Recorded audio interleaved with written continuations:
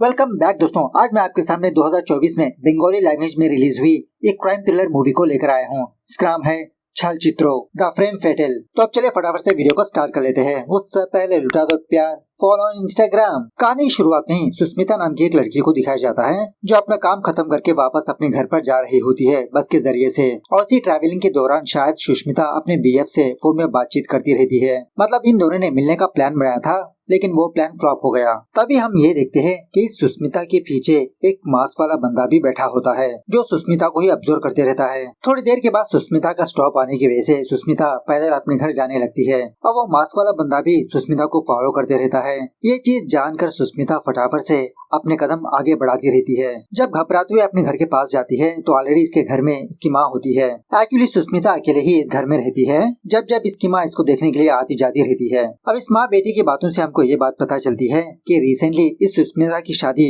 टूट गई। तो सुष्मिता की माँ सुष्मिता को थोड़ा टाइम देने लगती है कि इस बार एक अच्छा सा लड़का ये खुद फाइंड आउट करे अपने लिए। खैर थोड़ी देर तक ये दोनों बातचीत करने के बाद सुष्मिता की माँ वहाँ से चली जाती है। उसी वक्त वो मास्क वाला बंदा सुष्मिता के घर में आकर इसके सर पे वार करके मार देता है। दूसरे सीन में कनिष्का नाम के एक पुलिस ऑफिसर को दिखाया जाता है। इसके टीम मेंबर्स कनिष्का को फोन करके उस मर्डर के बारे में बताने लगते हैं। इसकी बीवी का नाम होता है मिली। कहने लगती है कि तुम सुबह नहीं जा सकते। कनिष्का कहने लगता है नहीं, बहुत ही अर्जेंट है। एक जगह पर किसी लड़की का मर्डर हुआ और रितेश बता रहा है कि ऐसी हत्या इसने पहले कभी नहीं देखी। सो बाद में कनिष्का उस क्राइम स्पॉट पर आता है। यहाँ पर ऑलरेडी इसका एक टीम मेंबर रितेश होता है। कनिष्का से कहने लगता है कि सर अंदर थोड़ा भयंकर सीन है, क्या आप कंफर्टेबल हो देखने के लिए? कनिष्का कहने लगता है कि देखो बेटा रितेश, तुम रिसेंटली डिपार्टमेंट में ज्वाइन हुए हो और तुम मुझे क्राइम सीन के बारे में बता रहे हो। जब कनिष्का घर के अंदर जाता है तो घर के सारे सामान बिखरे पड़े होते हैं। बाद में जब सुष्मिता की लाश को देखता है इसके तो होश ही उड़ जाते हैं। मतलब सुष्मिता की लाश मिरर के फ्रेम में टंगी होती है और वो भी नई साड़ी और फूल माला के साथ साथ। इस लाश को देखने के बाद कनिष्का को कुछ होने लगता है। शायद पास्ट में इसके साथ कुछ हुआ होगा। बाद में अपने आप को कंट्रोल करके इंक्वायरी करने लगता है इस लड़की के बारे में। सो रितेश कनिष्का से कहने लगता है कि इस घर के लैंडलॉर्ड ने पुलिस वालों को फोन किया और उसके लैंडलाइन को किसी ने कॉल करके ये कहा कि तुम अपने घर में जाकर चेक करो। सो तब जाके उस बंदे को सुष्मिता के बारे में पता चलती है और वो बंदा पुलिस वालों को फोन करके यहाँ पर बुलाया। कनिष्का पूछने लगता है क्या इसका कोई बॉयफ्रेंड है या तो फिर एक्स बॉयफ्रेंड। रितेश कहने लगता है अभी मैंने इंक्वायरी नहीं की, कल ऑफिस पर जाकर इंक्वायरी कर लूंगा। खैर अब दूसरे दिन यही खबर सारे टीवी न्यूज चैनल्स में टेलीकास्ट होने लगती है। कनिष्का की टीम में पूरे 4 लोग होते हैं, कनिष्का, रितेश, विश्वा और नासिर। रितेश कनिष्का के पास आकर कहने लगता है कि मैंने सुष्मिता की माँ से इंक्वायरी किया। ये बात पता चली कि सुष्मिता ने अपनी एंगेजमेंट तोड़ दी। उसको ये बात पता चली कि उसकी फियांस का अफेयर चल रहा था और उसी तरह उस बंदे का कहना है कि सुष्मिता का अफेयर चल रहा था। जब नासिर क्राइम स्पॉट के फोटोग्राफ्स को देखता है इसके तो होश उड़ जाते हैं। कनिष्का से पूछने लगता है कि ये तो सेम लगता है ना? कनिष्का कहने लगता है नहीं नहीं नासिर भाई, ये सेम नहीं है। कनिष्का रितेश से कहने लगता है कि उस अनिमेश को पूछताछ के लिए बुलाओ। मतलब सुष्मिता की जिसके साथ शादी होने वाली थी वही बंदा था अनिमेश। शायद शादी टूटने की वजह से ये अनिमेश अपसेट हो गया, हो सकता है इसी गुस्से में सुष्मिता को मार दिया। खरात होने के बाद कनिष्का वापस अपने घर पर आता है तो कनिष्का को देखकर मिली पूछने लगती है कि तुम तो आज बहुत ही जल्दी घर वापस आ गए, मैंने न्यूज में उस मर्डर केस के बारे में देखा। तो मिली के सवाल को कनिष्का थोड़ा गलत समझने लगता है। अब मैं क्या तुम्हारी परमिशन लेकर घर जल्दी आऊँ? आज का काम खत्म हो गया, वापस घर आ गया। और वैसे भी मेरी जॉब तो घर में बैठकर करने की नहीं है ना। मतलब इन दोनों की बातों से ये बात पता चलती है कि इन दोनों की रिलेशनशिप में कुछ दरारें हैं। दूसरी तरफ उस रितेश को दिखाया जाता है। फिलहाल ये रितेश एक लड़की के घर में रहता है। कुछ दिनों के बाद इन दोनों की शादी भी होने वाली होती है। स्पेशली रितेश के बारे में बात करें तो रितेश ने IIT कंप्लीट की होती है। अब इसको पुलिस की जॉब पसंद होने की वजह से ये डिपार्टमेंट में ज्वाइन हुआ। आज जो केस आया उसी के बारे में सोचते रहता है कि किसी बंदे ने एक लड़की को बहुत ही बेरहमी से मार दिया। यही सारी बातें अपने GF से शेयर करते रहता है। दूसरे सीन में उस नासिर को दिखाया जाता है। इस नासिर की एक अबनॉर्मल सी बेटी होती है। अपनी बेटी की केयरिंग के लिए एक औरत को रखा होता है।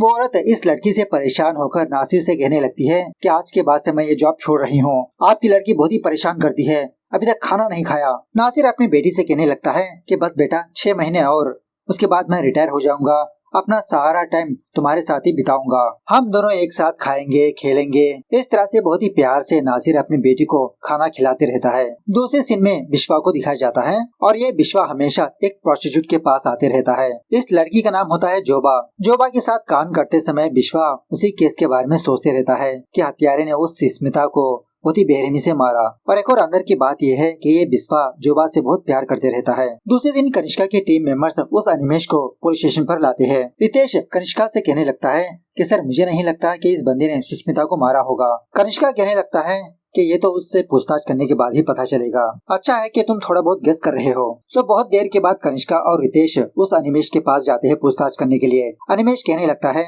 कि मैं उस सुष्मिता से मिले हुए 8 महीने हो गए। मुझे कल ही ये बात पता चली कि सुष्मिता को किसी ने मार दिया और वो अकेली रह रही है। कनिष्का पूछने लगता है कि कल रात तुम कहाँ पर थे। अनिमेश कहने लगता है कि मैं तो मूवी देखने के लिए गया था, मेरे पास प्रूफ भी है। लेकिन इसके बावजूद भी कनिष्का इस अनिमेश पर शक करने लगता है कि मूवी खत्म होने के बाद तुम उस सुष्मिता को फॉलो करके उसे मार दिया अपना बदला लेने के लिए। उसी वक्त विश्वा इंट्रोगेशन रूम में आकर कनिष्का से कहने लगता है कि सर एक और हत्या हो गई। यह सुनने के बाद कनिष्का के तो होश ही उड़ जाते हैं और इस अनिमेश को छोड़ देता है। जब कनिष्का उस क्राइम स्पॉट पर जाता है तो सेम इस लड़की की हत्या भी उसी स्टाइल में हुई होती है। इस लाश को देखकर कनिष्का को दोबारा कुछ होने लगता है, मतलब एंजाइटी होने लगती है। अपने आप को संभाल नहीं पाता।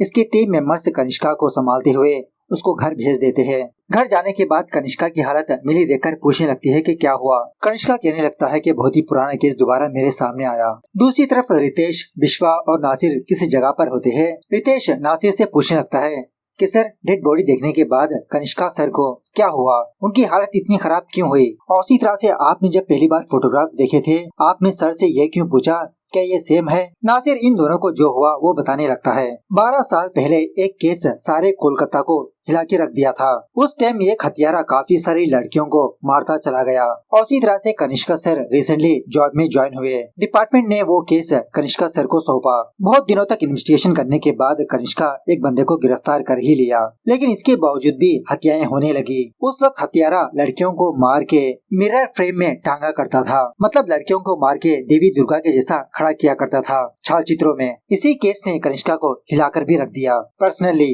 रितेश नासिर से पूछने लगता है क्या वही हत्यारा दोबारा ये हत्याएं कंटिन्यू कर रहा है। नासिर कहने लगता है नहीं, उस टाइम का हत्यारा तो मेंटल हॉस्पिटल में कैद है। कनिष्का ने उस टाइम रॉन्ग बंदे को अरेस्ट किया था। असली कातिल भुवन 15 मर्डर्स के बाद अपने आप पुलिस स्टेशन पर आकर सरेंडर हो गया। माँ दुर्गा ने 15 दिन फाइट करने के बाद महिषासुर का वध किया था। सो उस भुवन का भी यही कहना था कि उसने उन लड़कियों का वध किया। रितेश कहने लगता है कि जिसका मतलब कोई कॉपी कैट किलर है जो वही स्टाइल को अपना रहा है और शायद ये बंदा भी 15 हत्याएं करने वाला है। सर अगर ऐसा है तो हमें फटाफट से उस हत्यारों को पकड़ना होगा। खैर दूसरे दिन कनिष्का उसके टीम मेंबर्स इसी केस के बारे में डिस्कस करते रहते हैं और एक्चुअली विक्टिम्स थोड़ा रैंडम पीपुल्स होते हैं। रितेश पूछने लगता है कि सर उस भुवन ने अपने विक्टिम्स को कैसे सिलेक्ट किया था। नासिर कहने लगता है कि हमने उससे बात नहीं की। रितेश कहने लगता है तो चलिए अब जाकर पूछ लेते हैं, शायद कुछ क्लू मिल जाए। और वैसे भी सर किसी भी साइको किलर को ये बात पसंद नहीं होती कि उसकी कॉपी करे। इस केस के बारे में बताने के बाद शायद उसका ईगो हट होकर अपने विक्टिम्स के बारे में कुछ बताए। सो बाद में कनिष्का खुद रितेश को लेकर मेंटल हॉस्पिटल पर जाता है उस भुवन से मिलने के लिए। एक्चुअली यहाँ पर एक और बात यह है कि भुवन ने उस टाइम जब सरेंडर हो गया था तो इसका लॉयर आकर कोर्ट में ये प्रोड्यूस किया कि भुवन की दिमागी हालत ठीक नहीं। हालांकि ये भुवन ठीक ठाक ही होता है और यहाँ पर इस मेंटल हॉस्पिटल में अपनी सजा काट रहा होता है। ये बंदा भुवन बहुत ही टैलेंटेड होता है, मतलब लोगों के चेहरों को देखकर उनका दिमाग पढ़ लेता है। कनिष्का से ही बात कहने लगता है, अरे कनिष्का हम तो हर रोज रात में मुलाकात कर रहे हैं, मैं तो हर रात तुम्हारे सपनों में आ रहा हूँ ना। रितेश उस भुवन को उन 2 विक्टिम्स की फोटो दिखाकर कहने लगता है कि रिसेंटली कोलकाता में तुम्हारी स्टाइल में 2 हत्याएं हो गई। इन दोनों फोटोज को देखकर भुवन कहने लगता है, वाह कोई मेरे स्टाइल को कॉपी कर रहा है, दिस इज कॉल्ड लेगेसी, मैं एक लेजेंड हूँ। कनिष्का कहने लगता है कि क्रिमिनल कभी भी लेजेंड नहीं बनता, तुमने काफी फैमिलीज को बर्बाद कर दी। रितेश पूछने लगता है कि आप इन मर्डर्स के बारे में बताइए, क्या आपका कोई चेला था। भुवन कहने लगता है नहीं मेरा कोई भी चेला नहीं था, मैं तो अपने विक्टिम्स को अकेले ही चुनता था और मारता भी था, ये कोई दूसरा बंदा है। और वैसे भी तुम लोग जो देख रहे हो वो मेरा स्टाइल नहीं है, तुम्हें तो बस लड़कियां टंगी हुई नजर आई। इन दोनों फोटोग्राफ्स को अच्छे से देखो, मेरे केस में और इस केस में काफी डिफरेंस है। इस केस में ये बंदा लड़कियों को सुहागन की साड़ी पहनाई, वरमाला डाला और उसी तरह से सिंदूर भी लगाया। हालांकि ये लड़कियां मैरिड नहीं थी, लेकिन सुहागन बनाकर मार दिया। बाहर आने के बाद कनिष्का रितेश को समझाने लगता है कि आपका किलर भुवन के किलिंग्स को अडॉप्ट किया। उस बंदे का मोटिव भी अलग हो सकता है। अगर हम लोग ये पता कर सके कि वो बंदा लड़कियों को क्यों मार रहा है तो खुद ब खुद उस बंदे के बारे में पता लग जाएगा। What and why is equal to who। उसके बाद कनिष्का वापस अपने ऑफिस पर आकर अपने टीम मेंबर से कहने लगता है कि अब तक जो 2 लड़कियां मरी उन दोनों में एक बात कॉमन थी कि उन दोनों की शादी कैंसिल हो गई थी। अब तुम लोग कोलकाता के सारे मैरिज हॉल्स में जाकर ये बात इंक्वायरी करो कि पिछले कुछ महीनों में किसकी शादी कैंसिल हुई थी। उस लिस्ट के हिसाब से अगर हम फिल्टर आउट करेंगे तो कातिल के अगले टारगेट के बारे में हमें पता लग सकता है। सो उसके बाद कनिष्का और उसके टीम मेंबर्स इसी काम में लग जाते हैं। खैर इसी दरमियान में एक रात वो विश्वास उस प्रोस्टिट्यूट जोबा से मिलने के लिए आता है। उस वक्त वो जोबा किसी दूसरे बंदे के साथ होती है। ये देखकर विश्वास थोड़ा मायूस होकर बाहर चला जाता है। थोड़ी देर के बाद वो जोबा विश्वास के पास आकर कहने लगती है कि सॉरी तुमने वो चीज देख ली, और वैसे भी आज तुम इतना जल्दी क्यों आ गए। विश्वास कहने लगता है जोबा क्या तुम मेरे साथ रहोगी। जोबा कहने लगती है कि मेरा काम का क्या होगा। विश्वा कहने लगता है अरे काम करने के लिए दूसरे काम भी है। जोबा कहने लगती है अरे दुर्गा बाबू मुझे तो यही काम आता है। दूसरी तरफ कनिष्का और उसकी बीवी मिली डिनर करने के लिए रेस्टोरेंट पर जाते हैं। इसी बातों में मिली कनिष्का से ये कहने लगती है कि मैं प्रेग्नेंट हूँ। एक्चुअली इन दोनों ने प्लान कर लिया था कि ये दोनों बच्चा नहीं करेंगे, लेकिन मिली प्रेग्नेंट हो जाती है। कुछ सालों पहले भी मिली प्रेग्नेंट हुई थी, लेकिन उस वक्त मिली अबॉर्ट कर लिया था। तो वही बात ध्यान में रखते हुए कनिष्का मिली से यही बात कहने लगता है कि तुम अबॉर्ट कर लो। तुमने कहा था ना कि तुम्हारी बॉडी है, तुम्हारा बच्चा है। लेकिन मिली इस बार अबॉर्शन नहीं करवाना चाहती। इसी बात को लेकर इन दोनों के बीच हल्के से झगड़ा होने भी लगता है। दूसरे दिन कनिष्का की टीम मेंबर्स कनिष्का को एक लिस्ट लाकर देते हैं। मतलब कोलकाता में तकरीबन 45 शादी कैंसिल हो चुकी थी, और वो भी कई कारणों की वजह से। किसी के घर में डेथ हो गई, या किसी को दूसरे कंट्री में जॉब मिल गई, किसी ने अपनी शादी का डेट चेंज कर लिया। लेकिन सर इन 45 केसेस में 15 केसेस कपल्स ने अपनी शादी को कैंसिल कर लिया, और उसी तरह से इन 15 में से 9 केसेस में लड़कियां ही अपनी शादी को कैंसिल कर लिया। इनमें से एक सुष्मिता के नाम भी है। कनिष्का कहने लगता है कि अब उस हत्यारे का नेक्स्ट टारगेट कौन है हमें नहीं पता। सो हर रात हम लोग एक एक लड़की को फॉलो करेंगे। तो उसी रात से ये चारों एक एक लड़की को फॉलो करने लगते हैं। स्पेशली रात के टाइम क्या वो लड़की सेफली अपने घर वापस जा रही है, क्या कोई बंदा उस लड़की को फॉलो कर रहा है। अब इसी दरमियान में एक रात नासिर की बेटी नासिर को वीडियो कॉल करके बात करने लगती है कि पापा आप तो मुझे छोड़कर चले गए, आप मेरे पास ही नहीं रहते, आप फटाफट से जल्दी आ जाओ ना। नासिर अपनी बेटी को समझाते रहता है कि बेटा कुछ दिनों तक रात में मुझे ड्यूटी है, थोड़ा सा एडजस्ट कर लो, मैं जल्दी वापस घर आ जाऊंगा। अपनी बेटी से बात करते करते नासिर उस येरे की लड़की को फॉलो करते रहता है। जब वो लड़की अपने घर के अंदर जाती है तो एक मास्क वाला बंदा उस लड़की को फॉलो करते हुए वो भी उसके घर पर जाने लगता है। अब नासिर इस चीज को ऑब्जर्व करके अपनी बेटी का फोन काट के उस बंदे के पीछे पीछे जाने लगता है। कनिष्का को इन्फॉर्म करने के लिए उसे कॉल करने लगता है, लेकिन नेटवर्क ही मौजूद नहीं होता यहाँ पर। जब नासिर उस लड़की के घर के अंदर झांकने लगता है तो वो मास्क वाला बंदा उस लड़की को मार कर उसकी लाश को घसीट रहा होता है। दोबारा नासिर कनिष्का को फोन करता है, लेकिन कनिष्का नासिर की आवाज सुन ही नहीं पाता। उसी वक्त वो मास्क वाला बंदा नासिर के सर पर भी वार कर देता है। सुबह होने के बाद कनिष्का और बाकी टीम मेंबर्स उस क्राइम स्पॉट पर आते हैं। शॉकिंगली उस घर में नासिर की लाश पड़ी होती है, और उसी तरह से इस घर की लड़की को भी मार चुका होता है। सेम वही स्टाइल, वही पैटर्न। ये देखकर कनिष्का बहुत दुखी होने लगता है। नासिर की बेटी के पास जाकर यही बुरी खबर सुनाने लगता है कि बेटा अब कभी भी तुम्हारे पापा वापस नहीं लौटेंगे, तुम्हारे पापा की डेथ हो गई। यह सुनने के बाद नासिर की बेटी भी बहुत रोने लगती है। नहीं ये नहीं हो सकता, पापा ने मुझे वादा किया कि वो वापस जरूर लौट कर आएंगे। बाद में कनिष्का वापस अपने घर पर आकर अपनी वाइफ मिली को यही बताकर बहुत दुखी होने लगता है कि मैं नासिर को बचा नहीं पाया। 6 महीनों के बाद वो रिटायर होने वाला था, उसकी बेटी का क्या होगा। सच में मैं किसी के लायक नहीं हूँ, ना मैं अच्छा ऑफिसर बन पाया और ना ही मैं अच्छा पति। मिली कनिष्का को समझाने लगती है कि इसमें तुम्हारी कोई गलती नहीं। कनिष्का ये भी कहने लगता है कि हम दोनों अपने बच्चे की परवरिश करेंगे, मिली तुम अबॉर्ट मत करो। दूसरी तरफ रितेश के जीएफ के पेरेंट्स रितेश को बुलाकर कहने लगते हैं कि हमने रिसेंटली एक न्यूज को सुना, हत्यारे ने पुलिस वाले को बहुत ही बेरहमी से मार दिया। पूर्वी ने कहा कि तुम्हारी तो डेस्क जॉब है, सेफ है, लेकिन फिर भी हमारा डर तो रहता है ना। शादी होने के बाद कल को अगर तुमको कुछ हो गया तो मेरी बेटी का क्या होगा। रितेश कहने लगता है कि देखिए आंटी, कल जो ऑफिसर मरा वो मेरा ही टीम मेंबर था और मेरी कोई डेस्क जॉब नहीं है। पूर्वी ने आपको ऐसा बताया। मैं हमारे देश को सर्व करना चाहता हूँ, इसीलिए इस डिपार्टमेंट में ज्वाइन हुआ और इसी तरह से मैं जॉब छोड़ नहीं सकता। आगे आपकी मर्जी। रितेश की बातें सुनने के बाद पूर्वी के पेरेंट्स शॉक में रह जाते हैं। समझ में नहीं आता कि क्या बताए। दूसरी तरफ वो विश्वा जोबा के पास आता है कांड करने के लिए नहीं, अपना दुख शेयर करने के लिए, क्योंकि इसका टीममेट मारा गया। ये सब कुछ होने के बाद रितेश और विश्वा किसी बार में जाकर बस ऐसी दारू पीते रहते हैं। दारू पीते पीते ही रितेश बहुत दुखी होने लगता है कि इनकी लापरवाही की वजह से इनका एक टीम मेंबर नासिर मारा गया। हमारे पास ढंग का बैकअप नहीं था, कैसी पुलिस डिपार्टमेंट की जॉब है ये। विश्वा रितेश को संभालते रहता है कि रितेश तुमने कुछ ज्यादा ही पी ली, चलो अब घर चलते हैं। रितेश कहने लगता है, अरे मैंने कुछ ज्यादा नहीं पी ली, मैं जो बता रहा हूँ वो सच्ची बता रहा हूँ। हम सारे के सारे पुलिस वाले डफर है डफर, और तुम क्या मुझे हमेशा डांटते रहते हो। मैं तुम्हारा कोई चेला नहीं हूँ। एक्चुअली वो हथियारा लड़कियों का नहीं बल्कि हम पुलिस वालों को काम देना चाहिए, क्योंकि हम किसी के काम के ही नहीं। अब रितेश का हंगामा देखकर वहाँ का एक बंदा इसकी पूरी की पूरी वीडियो बनाकर सोशल मीडिया में वायरल कर देता है। अब यही न्यूज देखकर पुलिस डिपार्टमेंट रितेश को सस्पेंड कर देती है। दूसरी रात जब रितेश कहीं पर जा रहा होता है पैदल, इसकी जीएफ पूर्वी इसको फोन करने लगती है, कहने लगती है कि मैंने न्यूज देखी। रितेश कहने लगता है, अच्छा हुआ, अब तो तुम्हारे पेरेंट्स बहुत ही खुश होंगे ना कि इसके पास तो पुलिस की जॉब नहीं। अब तुम्हारे पेरेंट्स से ही बोल दो शादी का डेट फिक्स करने के लिए। सुबह होने के बाद पूर्वी के घर के पास काफी सारे मीडिया वाले आते हैं। मतलब मीडिया वालों को ये बात पता लग चुकी होती है कि रितेश पूर्वी से शादी करने वाला था, लेकिन शॉकिंगली रितेश की कल रात की हरकत देखकर पूर्वी के पेरेंट्स शादी को कैंसिल ही कर देते हैं। पूर्वी के पेरेंट्स घर से जाते समय पूर्वी से कहने लगते हैं कि हमने तुम्हारे लिए ऑलरेडी एक लड़का ढूंढ लिया, वो लड़का तुमसे मिलने के लिए आएगा। खैर उसी रात जब पूर्वी अपने घर में अकेली होती है तो सडनली इसकी घर की लाइट चली जाती है। जब कैंडल जलाने के लिए अपने कमरे से बाहर जाती है तो शॉकिंगली इसके घर में वो मास्क वाला बंदा होता है। जब वो मास्क वाला बंदा पूर्वी पर हमला करने ही वाला होता है तो उसी घर में रितेश भी होता है।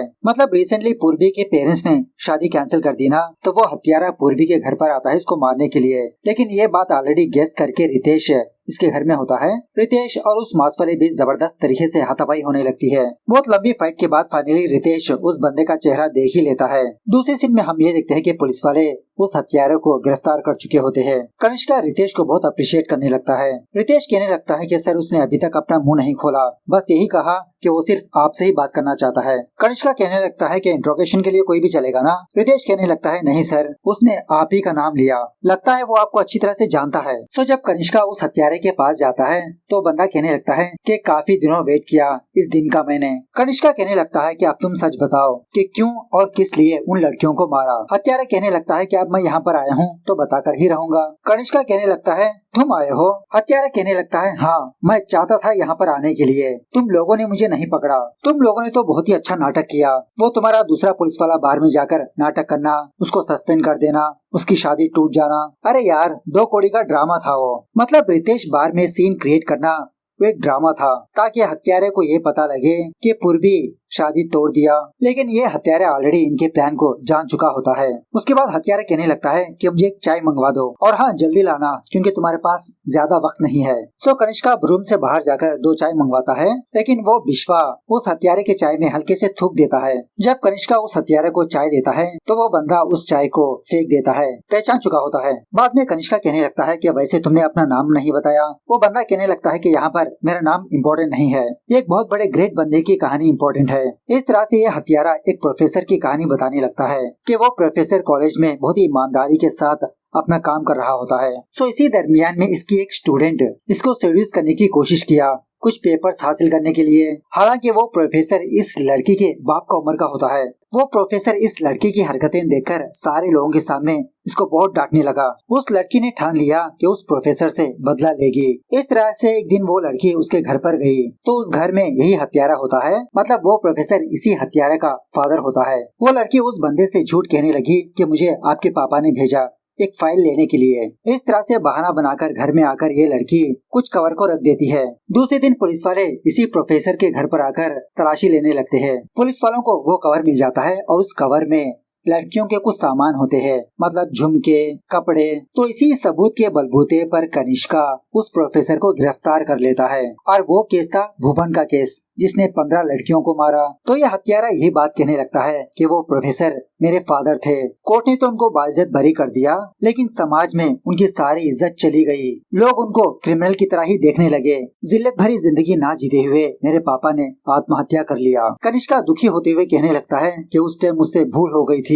हत्यारा कहने लगता है कि तुम्हारे इसी भूल की वजह से मेरी शादी भी टूट गई। लड़की ने खुद इस बंदे के पास आकर शादी तोड़ दिया। कनिष्का पूछने लगता है कि ये सब कुछ तुमने एक लड़की रिजेक्ट करने की वजह से किया। वो बंदा कहने लगता है नहीं नहीं, ये सब कुछ मैंने तुम्हारे लिए किया, तुमसे बदला लेने के लिए। और हाँ, मैं एक और बंदी को मारने वाला हूँ, और वो और कोई नहीं, तुम्हारी बीवी मिली। तुम्हारे पास 4 घंटे है। अगर तुमने अपनी बीवी को नहीं बचाया तो वो मर जाएगी। अगर तुम अपनी बीवी को बचाना चाहते हो तो एक बंदे को गिरफ्तार करो। इसी सीरियल किलिंग के केस में इस तरह से उस बंदे का एड्रेस बताने लगता है। वो बंदा और कोई नहीं, जिस लड़की ने इस बंदे के फादर को फंसाया था उसका हस्बैंड होता है। कनिष्का से कहने लगता है कि तुम फेक एविडेंस बनाकर उस बंदे को गिरफ्तार कर लो। थोड़ी देर के बाद रितेश इस बंदे के पास आकर थोड़ा पूछताछ करने लगता है। इसी दरमियान में कनिष्का को कुछ बातें याद आती है। जब कनिष्का उस प्रोफेसर को गिरफ्तार करने के लिए गया था, उस वक्त वो प्रोफेसर अपने स्टूडेंट्स को कब्रिस्तान में ले जाकर कुछ लेसन्स बोल रहा था। मतलब कुछ कोट वगैरह बोलते रहता है, वही कोट एक किलर भी बोलने लगता है। सो यही बात इसके दिमाग में खनकती है। कनिष्का और उसके टीम मेंबर्स फटाफट से उस ग्रेव यार्ड पर जाते हैं। काफी देर तक इधर उधर खुदाई करने के बाद फाइनली वो मिली मिल ही जाती है, एक बक्से में कैद होती है। इस तरह से कनिष्का फाइनली अपनी बीवी को बचा ही लेता है। जब कनिष्का मिली को हॉस्पिटल पर ले जाता है तो डॉक्टर एक बुरी खबर बताने लगते हैं कि मिली ज्यादा देर तक सांस न लेने की वजह से उसका पेट में का बच्चा मर गया। दूसरी तरफ रितेश और पूर्वी शादी करने का डिसाइड कर लेते हैं। पूर्वी के पेरेंट्स भी मान जाते हैं। बाद में कनिष्का नासिर की बेटी को अपने घर पर ला लेता है। इस तरह से ये मूवी यहाँ पर दी एंड होती है। सो मूवी कैसे लगी कमेंट करके बताना जरूर। मिलते हैं अगली वीडियो में, तब तक take care, bye bye, see you soon.